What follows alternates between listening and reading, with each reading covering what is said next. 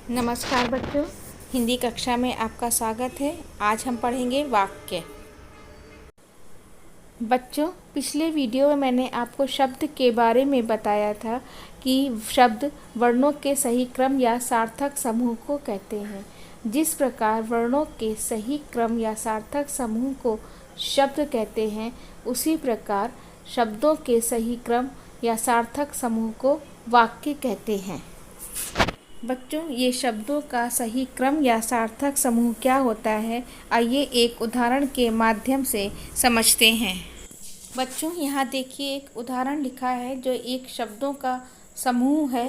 हाथी नहा है नदी रहा में। बच्चों, ये शब्दों का समूह है, मगर ये सही क्रम में नहीं है, ना ही कोई अर्थ दे रहा है, इसलिए इसे वाक्य नहीं कहेंगे। बच्चों, अब ये दूसरा वाक्य देखिए, हाथी नदी में नहा रहा है। ये इसमें शब्द समूह सही क्रम में भी हैं और एक अर्थ भी दे रहे हैं, इसलिए इसे वाक्य कहा जाएगा। अब बच्चों, आपको समझ में आया कि शब्दों के सही क्रम व सार्थक समूह को ही वाक्य कहते हैं। आइए बच्चों, अब देखते हैं कि वाक्य की पहचान कैसे करते हैं। वाक्य की पहचान करने के लिए सबसे पहले उसमें देखते हैं कि वाक्य में कोई अर्थ स्पष्ट हो रहा है।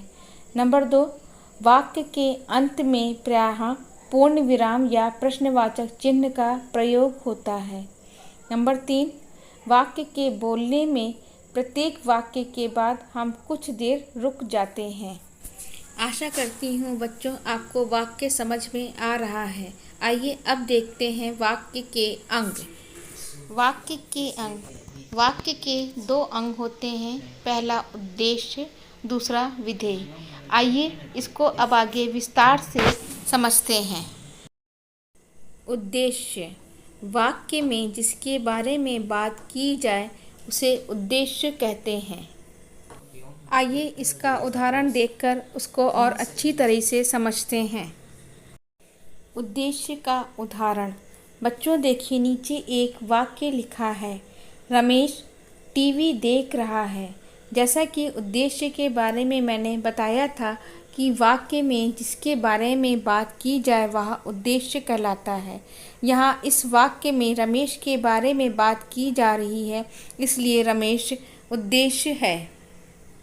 आइए बच्चों, दूसरा उदाहरण देखते हैं।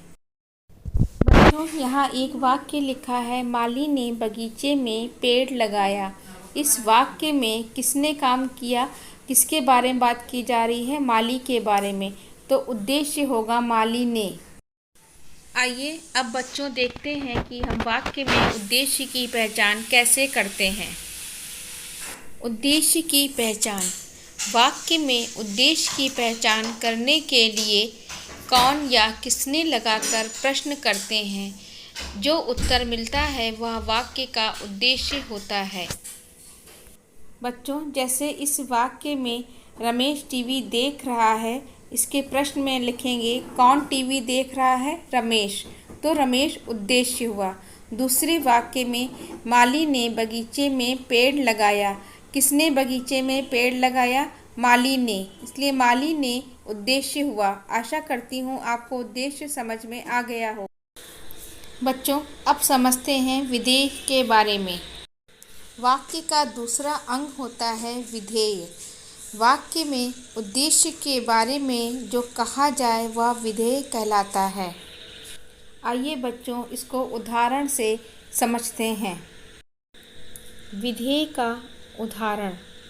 बच्चों, मैंने ये वाक्य लिखा था पहले, रमेश टीवी देख रहा है, तो इसमें रमेश के बारे में बात हुई थी, तो रमेश उद्देश्य था।